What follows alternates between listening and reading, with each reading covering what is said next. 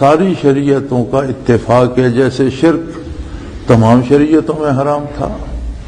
اسی طرح ناجائز کسی کا مال کھانا بھی ساری شریعتوں میں حرام تھا۔ تو فرمایا یقولون علی اللہ الکذب، یہ اللہ پر جھوٹ بولتے ہیں۔ اللہ نے تو کبھی بھی کسی زمانے میں بھی کسی دوسرے کا مال کھانے کی اجازت، ناجائز طریقے سے لینے کی اجازت نہیں دی، اور یہ اپنے جرم کو چھپانے کے لیے یا اسے جواز مہیا کرنے کے لیے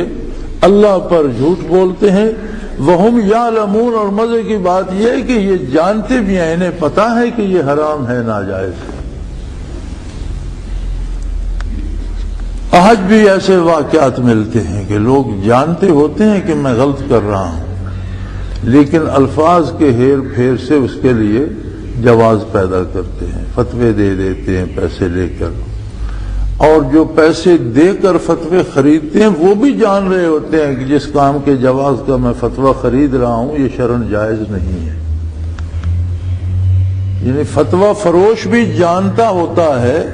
کہ میں پیسے لے کر ایک غلط کام کو جائز کرنے کا جو فتویٰ دے رہا ہوں یہ شرعاً جائز نہیں ہے، وہ اللہ پر جھوٹ بول رہا ہوتا ہے۔ اور فتویٰ خریدنے والا خواہ ان پڑھ بھی ہو،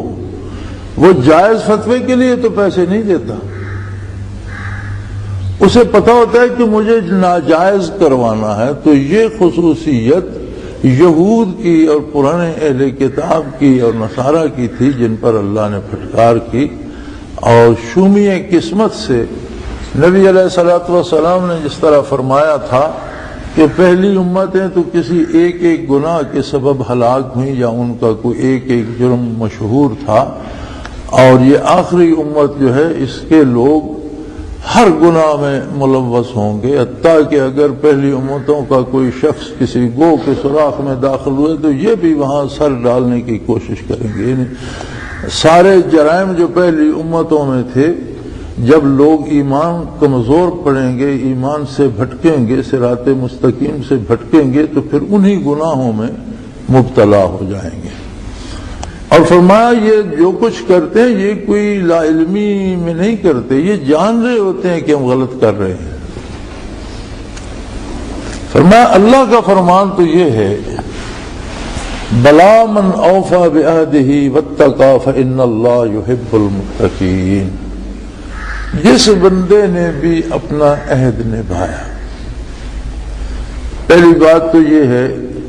کہ برائی کے کام پر کوئی عہد کرنا یا معاہدہ کرنا ہی حرام ہے، اس کے نبھانے کا سوال ہی پیدا نہیں۔ اصول یہ ہے وتعاونوا علی البر والتقوی ولا تعاونوا علی الاثم والعدوان،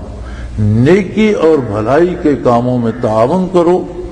اور برائی اور گناہ کے کاموں میں تعاون نہ کرو۔ یعنی برائی پر کوئی کسی سے عہد کرنا یا معاہدہ کرنا وہ تو شرعاً ویسے ہی حرام ہے، اس کا نبھانا کیسا؟ معاہدہ ہوتا ہے یا عہد ہوتا ہے بھلائی پر، نیکی پر، اچھائی پر، اور فرمایا اللہ کریم کو تو وہ بندے پسند ہیں جو اپنا کیا ہوا عہد نبھاتے ہیں۔ ایمان بجائے خود ایک عہد ہے اور ایک معاہدہ ہے۔ جب بندہ کہتا ہے لا الہ الا اللہ تو اس نے ایک عہد کر لیا کہ اللہ کی ذات اور اس کی صفات میں کسی کو شریک نہیں کروں گا، نہ عقیدتاً کسی کو شریک کروں گا، نہ کوئی عمل ایسا کروں گا جو مشرکانہ ہو۔ اللہ کی عبادت کروں گا، اللہ ہی کی حضور حاضری دوں گا، اسی سے مدد چاہوں گا، اسی سے رہنمائی چاہوں گا۔ اور جب کہتا ہے محمد الرسول اللہ صلی اللہ علیہ وآلہ آلہ وسلم تو بندے نے ایک عہد کر دیا کہ آج سے میری مرضی ختم ہو گئی، میری پسند و ناپسند ختم ہو گئی، میں نے آقا نامدار صلی اللہ علیہ وسلم کو اللہ کا رسول مان لیا، اب جو وہ کہیں گے وہ میری مرضی کے مطابق ہو تو بھی کروں گا، میری مرضی کے مطابق نہ ہو تو بھی ویسا ہی کروں گا جیسا حضور حکم دے۔ جب اللہ کا رسول مان لیا تو اپنی پسند، اپنی مرضی، اپنی رائے ختم ہو گئی، پھر صرف یہ جاننا باقی رہ گیا کہ حضور نے کیا فرمایا ہے۔ جو حضور نے فرمایا ہے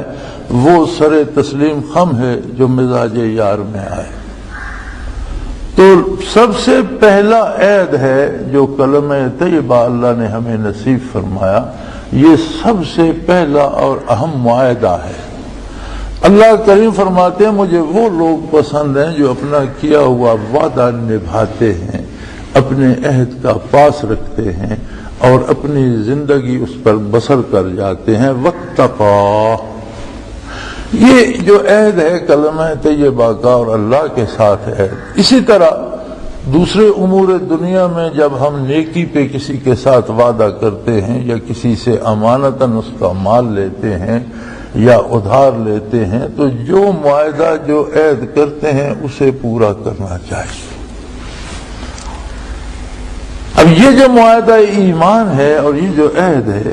فرمایا یہ بڑا عجیب عہد ہے کہ یہ بندے کا تعلق رب العالمین سے براہ راست قائم کر دیتا ہے۔ جو شاعر نے کہا تھا نا حضور صلی اللہ علیہ وسلم کی نعت میں کہ کر دیا ہم سخن بندوں کو خدا سے تو نے، آپ کا کمال یہ ہے کہ آپ صلی اللہ علیہ وآلہ وسلم نے ایک عام آدمی کو،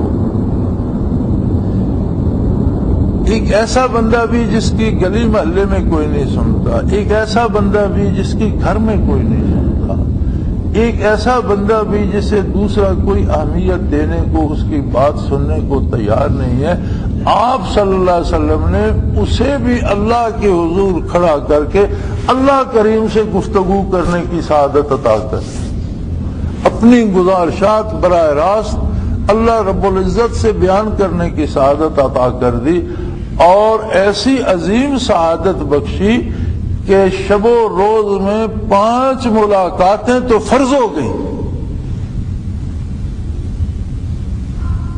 کہ شب و روز میں 5 ملاقاتوں کے سوا تو چارہ ہی نہیں، اور اس سے زیادہ جتنا چاہے 24 گھنٹے چاہے تو حضور حق میں بیٹھے اللہ کا ذکر کرے، اللہ کی تسبیحات پڑھے، اللہ کا قرآن پڑھے، اللہ کے نبی صلی اللہ علیہ وسلم کی حدیث پڑھے، درود پاک پڑھے، اللہ کے حضور میں ہر لمحہ اپنے دل میں اللہ کو بسا لے، دل کی ہر دھڑکن، دل ایک بار دھڑکے اور اللہ کا نام کروڑوں بار اس سے نکلے، کیونکہ دل بھی جو ہے یہ کھربوں ایٹمز کا، کھربوں اجزاء کا مجموعہ ہے نا، چھوٹے چھوٹے چھوٹے چھوٹے ذرات کا مجموعہ ہے وجود انسانی، جن کی تعداد گنی نہیں جا سکتی۔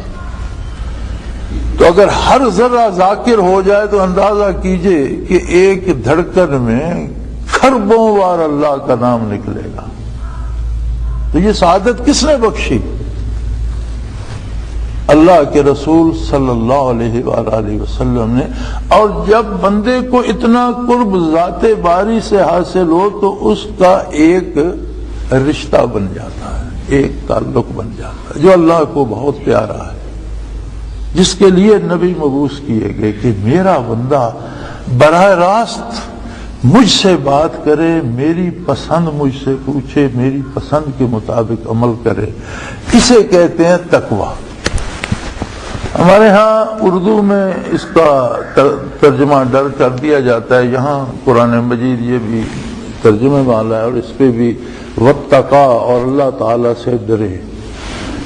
ڈر جو لفظ اردو کا ہے یہ مفہوم ادا نہیں کرتا، ڈر تو دشمن کا بھی ہوتا ہے، ڈر تو کسی ایذا دینے والے جانور کا بھی ہوتا ہے، ڈر تو بیماری سے بھی لگتا ہے، ڈر تو اندھیرے سے بھی خوف آتا ہے، چور ڈاکو سے بھی ڈر لگتا ہے، ڈر کوئی اس کا معنی ادا نہیں کرتا۔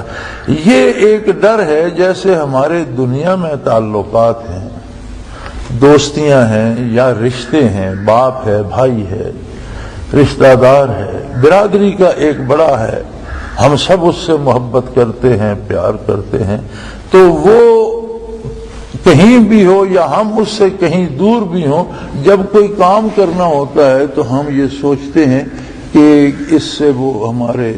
بزرگ، میرے والد یا میرے دوست یا برادری کے سربراہ یا وہ ناراض تو نہیں ہوں گے؟ اگر ان کی پسند کے خلاف ہو تو ہم نہیں کرتے کہ نہیں، میں اسے ناراض نہیں کر سکتا۔